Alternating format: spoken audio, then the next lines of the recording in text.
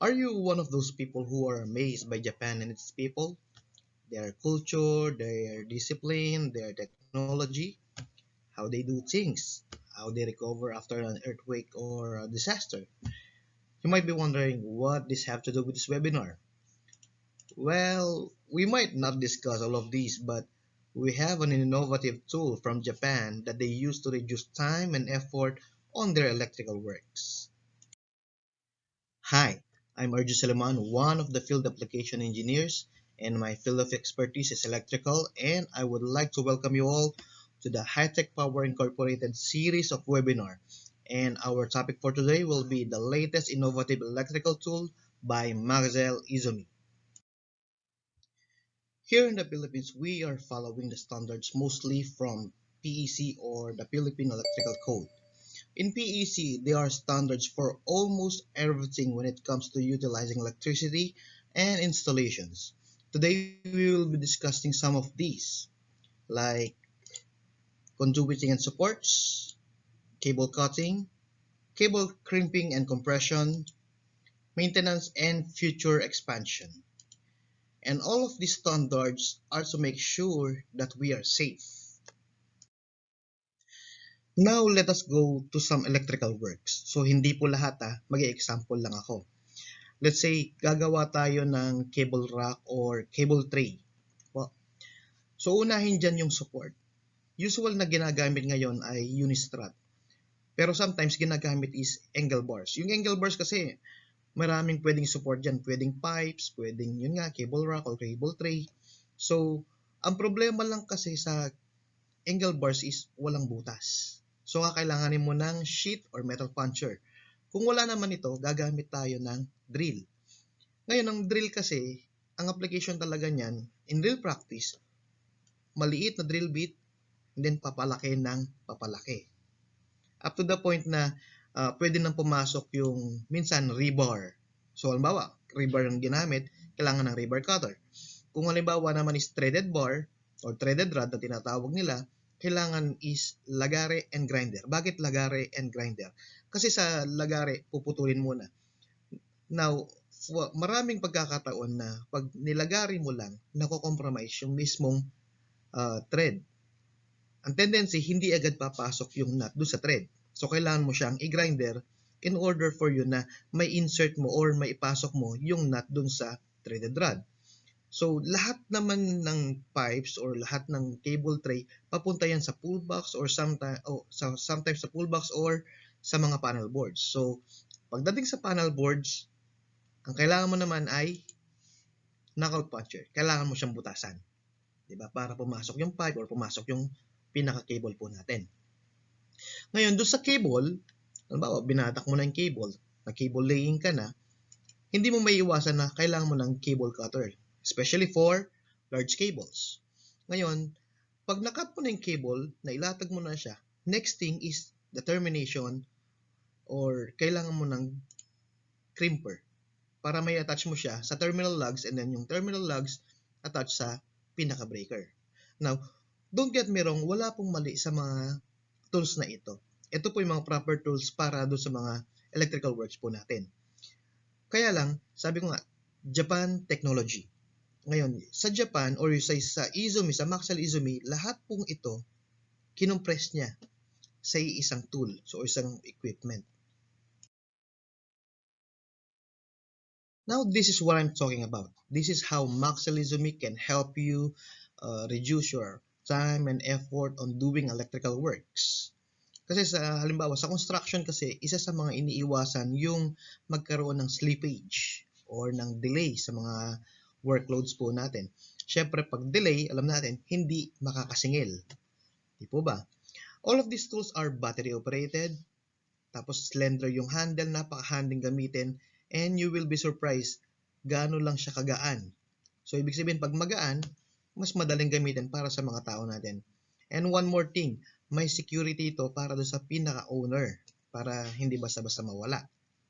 Now, all of these tools can do indent crimper, cable cutter, knockout puncher, rebar cutter, threaded rod cutter, angle bar puncher, and compression for C connectors or some joints or some cable branches. Now, kung mapapansin nyo, napakarami niyang pwedeng gawin. Now, yung lahat ng binanggit sa ibaba na indent crimper up to compression for C connectors, i-discuss natin mamaya lahat ng yan, paano siya ginagamit, and we also have some videos for that. And one more thing is, mamaya i-discuss natin ano yung advantage nung REC 6200MX, yung S7G M250H, and S7G M250M. At this point, I want you to focus on the video above me. Ayan, above me, tama po ba? Ayan. Ito po yung Series 7 model po ng multipurpose head. So, S7G. Ayan. So, nakita nyo gano'n siya kagaan. Left-handed pa yata yung tao. Ayan.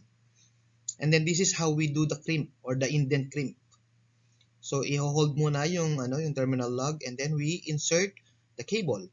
Then, push. And then, for the blow up po, papansin nyo, susunod na video. Yan, yan po yung blow up. Para mas close. Yan. So, papansin nyo, may indent po talaga. And then, ito po yung, yung mga command niya. Meron kasi siya na dalawang choice. Yan po, kung papansin nyo, automatic po yung retraction. Ngayon, may inaano lang, through flat screwdriver lang, yung pinaka-switch, para maging manual po yung retraction. So, nasa gumagamit na, kung i-retract na po niya yung pag-indent crimp po natin. Next po yung battery. That kind of battery po is available sa mga Makita stores. Apo. So, nakipag-partner na po si Maxell kay Makita. To the benefit naman po ng mga consumers po. And then, meron din po siyang battery indicator. Actually, yung tatlong model po ay may battery indicator.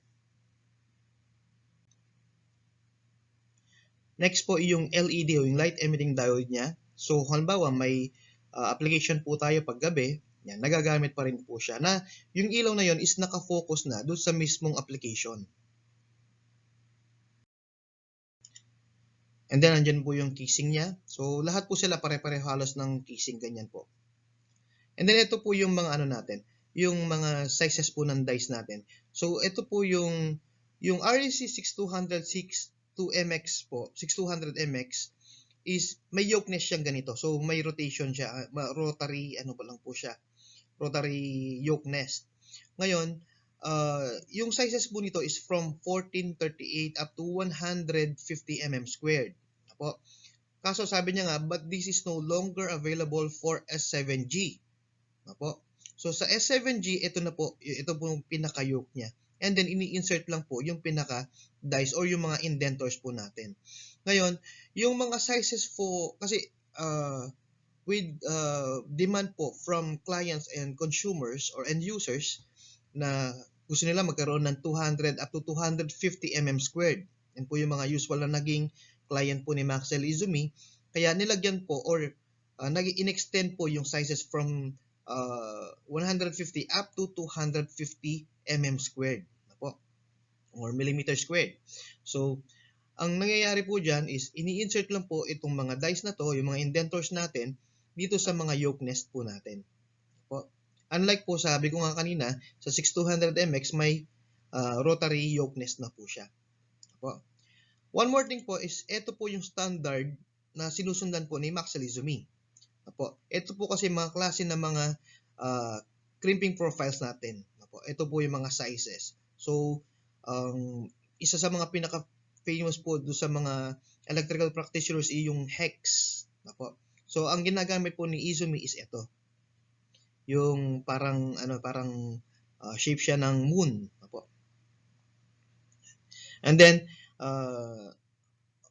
meron din pong ibinigay na sample dito kung paano yung itsura ng mga indent crimping na pinaperform po ng Maxell Izumi, yung multipurpose head po niya. Ayan. Another head attachment po for Maxell Izumi's multipurpose head is yung cable cutter. Now, the cable cutter has the capacity to cut 3 by 150 mm squared with 46 mm outside diameter. Now, ano po yung 40 dito? 40, ibig sabihin 40 times na kaya niya mag-cut with one full charge ng battery.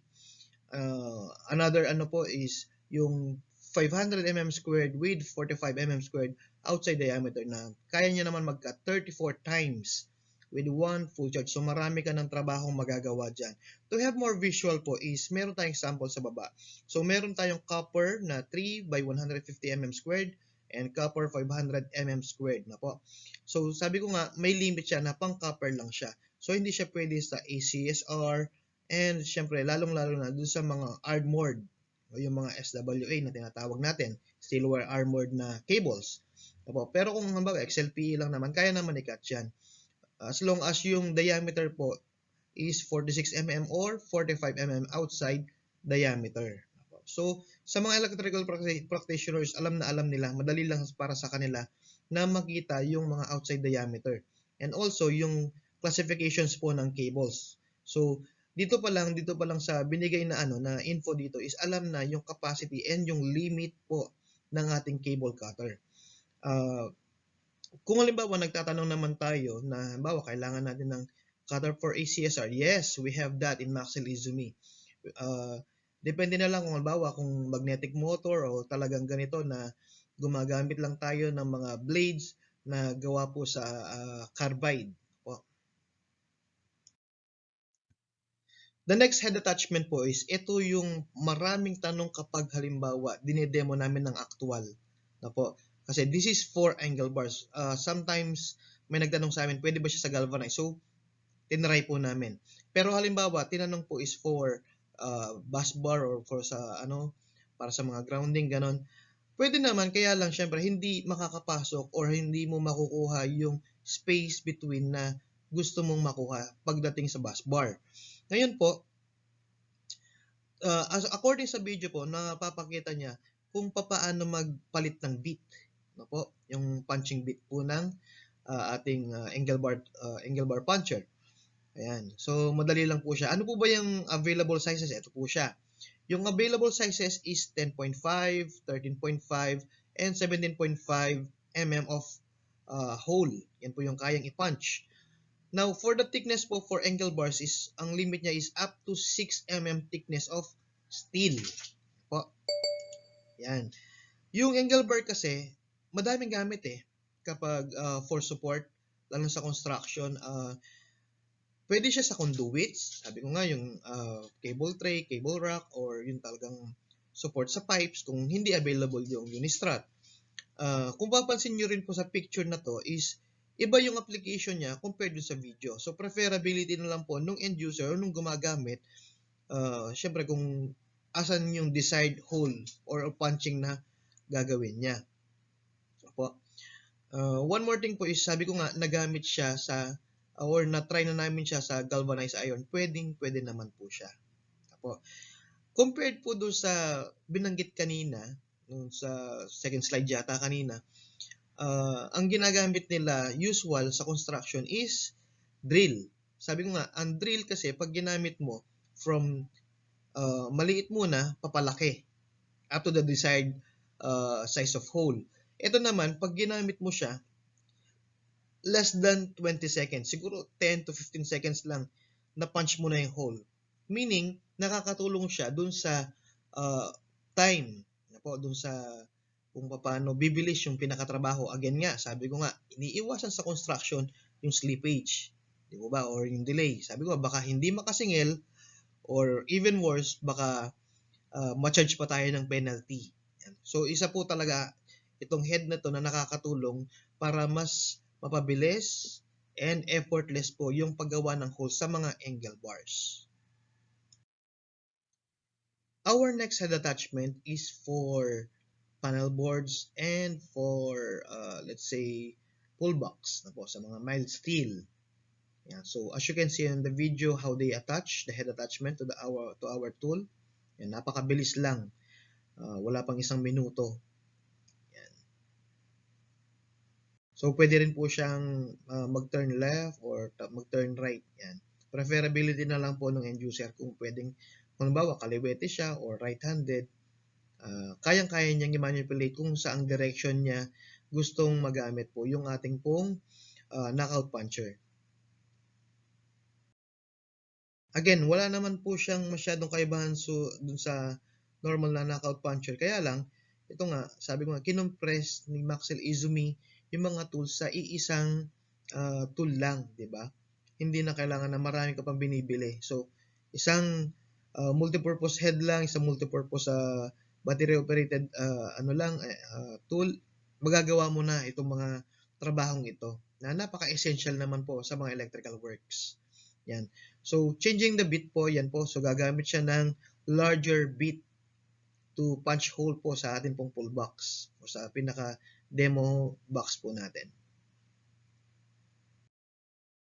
Yan. Now, the limit for this is 3.2 mm thickness of mild steel. Po. And if I may add, punch and die are sold separately. Kasi po, may preferability size po yung ating po mga end users. Opo. Kung halimbawa, puro residential lang naman yung mga projects po natin, is hindi naman tayo gagamit ng mga malalaking mga knockout punch. Now, for halimbawa, industrial naman po yung ating pong construction or yung ating application, let's say nasa power plant po tayo, usual talaga gumagamit tayo even 4.0 na mga conduits. So, as sample po, nasa baba po yung mga pictures ng mga pwedeng maging application po ng atin pong knockout puncher. Our next head attachment po is for C connectors.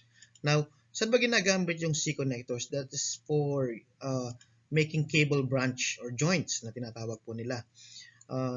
Yung C connectors po kasi, halimbawa, nagkakaroon ng expansion po ng equipment, halimbawa may adapt na equipment and then wala nang available na circuit breaker para doon. So, yung iba po is gumagawa sila ng cable branch or cable joints na ginagawa po. Ayan, as indicated naman po sa taas. Paano po yung implication o application po ng C connector? So, as you can see sa video, so gagawa siya ng first crimp sa C connectors po natin. Alam naman po ni Maxell Izumi na di naman masyadong madalas nangyayari to. Rare din naman nangyayari to.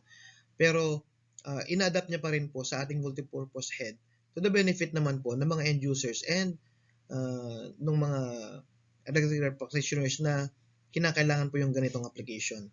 Actually, doon sa mga ibang cable manufacturers po is meron na agad na nabibiling ganito. But iba pa rin kasi kung halimbawa may tool ka na hindi mo na kailangan orderin pa, halimbawa available naman yung tool dyan, so gawin mo na lang. Bili ka na lang ng C connector, imbis na orderin mo pa yung ganong klaseng cable branch po sa mga cable manufacturers. The next head attachment naman po, this is the one of my favorite head attachment po ng Maxell Izumi. Kasi before I was a site engineer po sa Saudi Arabia and gumawa kami ng cable ladder na napakahaba tapos ang naging issue ko is threaded rod. Yun yung nagpa-delay sa akin kasi nga kapag kinat siya gamit ang lagare, nako-compromise po yung thread niya. But for this is pagkakat mo, pwede mo nang ipasok agad sa nut as indicated naman po sa video po sa taas. Yan, nakikita nyo. So, pagkakat niya, agad, pinasok niya yung nut. Walang problema. Yan po. And then, may other size po siya. Po. So, merong 3/8 and meron siyang 1/2. For soft steel lang po. Pareho yan, ha. Actually, yan na lang naman po halos yung threaded rod size na available po sa market or yung usual na ginagamit po for support po.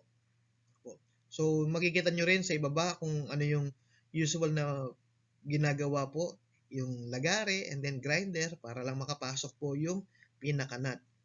Po. Naging technique ko po before is, yun nga, ipasok yung nut and then lagariin mo and then ilabas mo yung nut para lang makapasok agad. Pero, what if hindi alam yan ng electrician mo? Di ba? Now, ito yung sagot ni Maxell Izumi.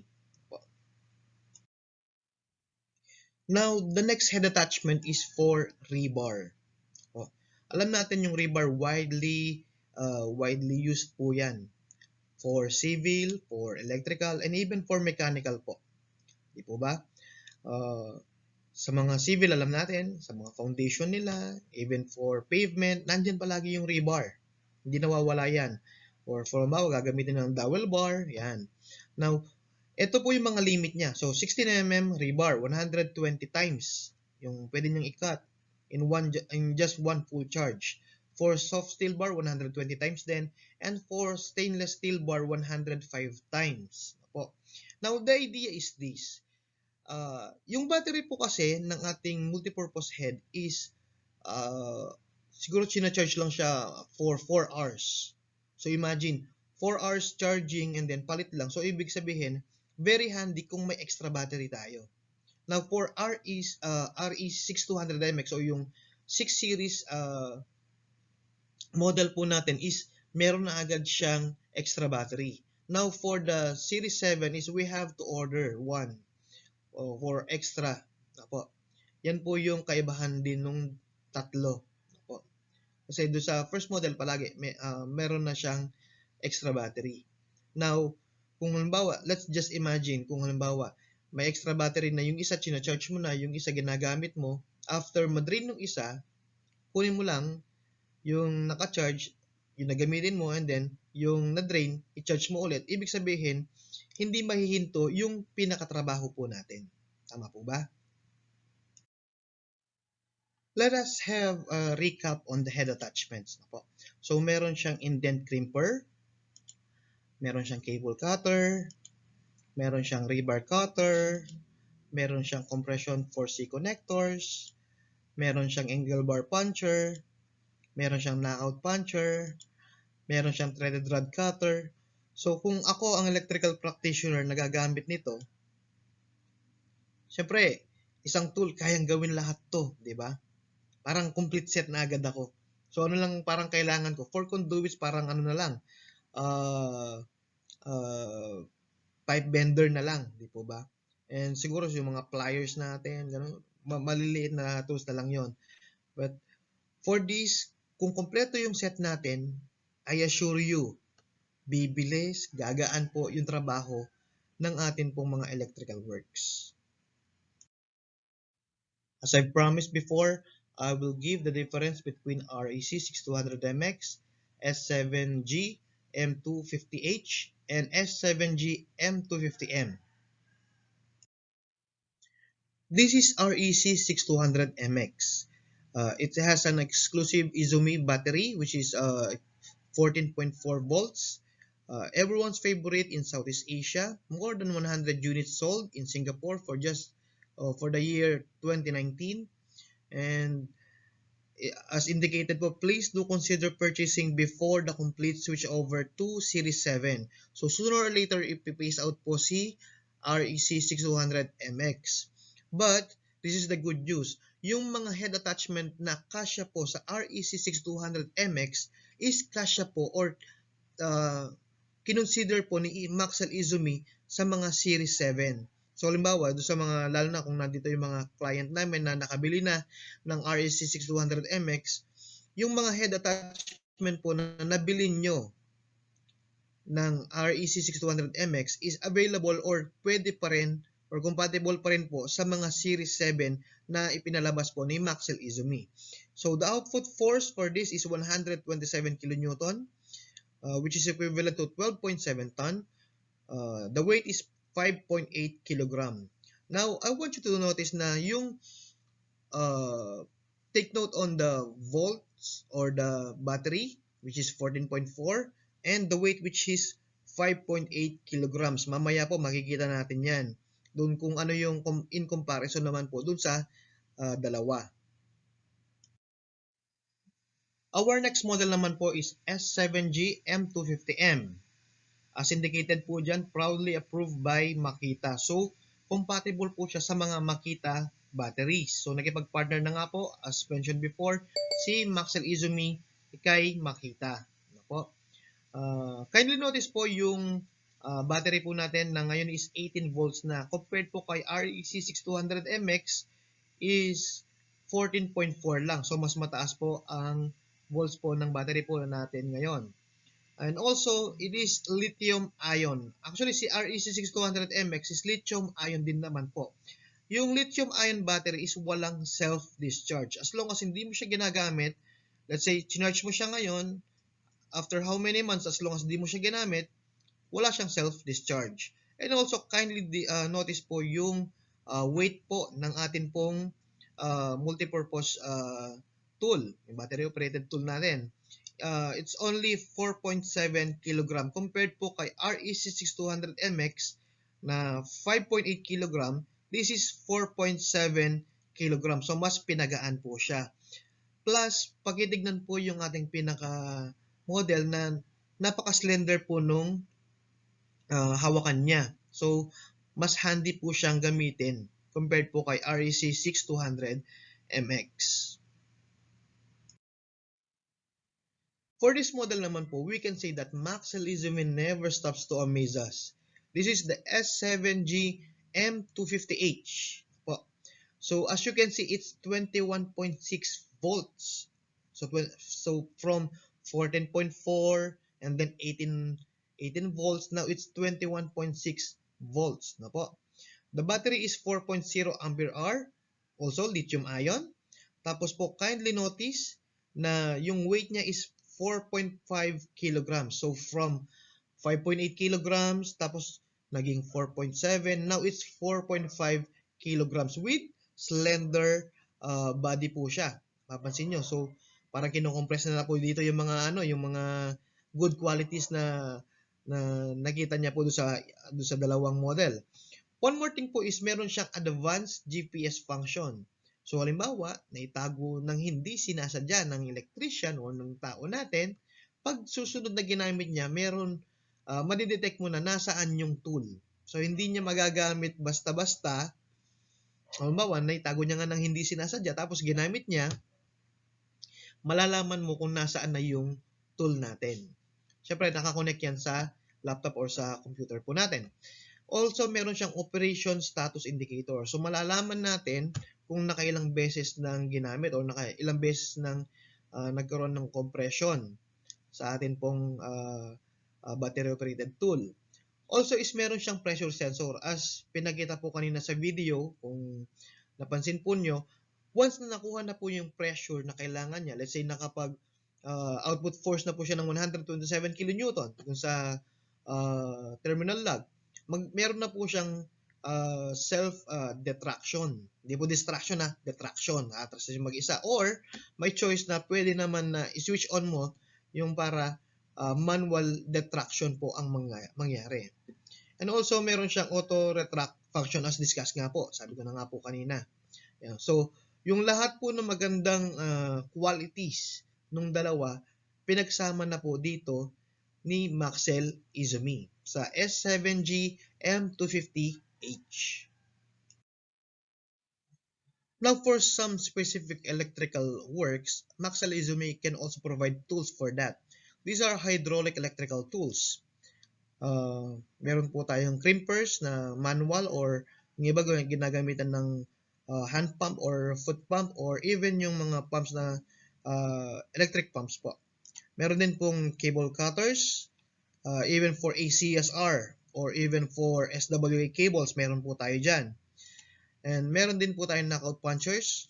Meron din pong pipe benders. Now, the pipe bender is limited only for RGS or yung rigid galvanized steel, pero hindi siya pwede sa EMT o yung electrical metallic tubing. And pwede rin po siyang gamitin yung pipe bender natin for mechanical, yung mga ginagamit sa mga sprinkler system natin. Pwede pong gamitin yung pipe bender natin up to 4-inch pipe kung di ako nagkakamali. Now, hindi naman po magpapahuli si Maxell Izumi sa mga nauuso ngayon, yung mga battery-operated electrical tool. Yung mga portable po natin. Meron po tayong mga pistol type ng cable cutters, crimpers, at sa mga inline type naman po yung cable cutter, crimper, and also yung magnetic motor cable cutter na po. So yung pistol type or yung inline type, preferability na lang naman po nung end user yan. So kung ano yung prefer po natin gamitin, uh, nasa sa atin na po kung ano yung orderin natin, di po ba? Ngayon po, so for cable cutters po, meron tayo talagang intended for, kahit battery operated electrical tool siya, may intended po for halimbawa ACSR siya or SWA siya, yung cable po natin, meron po tayong cable cutter for that po. Actually, yung ibang client namin, yun yung halos na binibili nila. Kasi nga, dun sa nature ng trabaho nila na palagi nagpuputol sila ng ACSR. Actually, ang client nila is, kung di ako magkakamali, yung Meralco. Lagi sila napuputol ng ACSR. Now, let us answer some FAQs about maxillizumi. First one is, I don't need all the head attachments. Can I just buy what I need? The answer is yes. You can buy head attachments separately, but indent crimper for REC6200MX comes along with the battery operated tool. So, syempre, preferability din natin. Kung di naman natin kailangan, ba't na po natin bibilhin, di po ba? Napaka-impractical naman po pag ganon. The next one is, what is the lead time for these items to be delivered? The answer is, once PO or the purchase order has been issued, it will take 90 days tops. This includes shipping from manufacturer, custom clearance, and quality check by Hightech Power Incorporated to ensure clients that they have the item on its best condition. So actually 90 days is tops na. So even po dyan is nai-deliver po namin yung mga items before the lead time elapse. The next question is, how can I preserve my item and how can Hightech Power Incorporated can help me? The answer is, Hightech Power Incorporated always provide after-sale service. HPI also have trained personnel on maintaining and repairs on tools. So alam naman natin na lahat ng equipment and tools may wear and tear po yan. Pero hanggat kaya pa naman, nandyan po si Hightech Power to repair our tools as after-sales service and support po namin.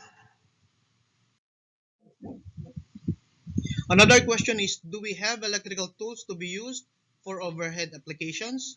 The answer is yes. Those are the inline battery operated tools. These tools are designed for overhead applications. So mapapansin nyo, mas slimmer po yung mga heads po niya.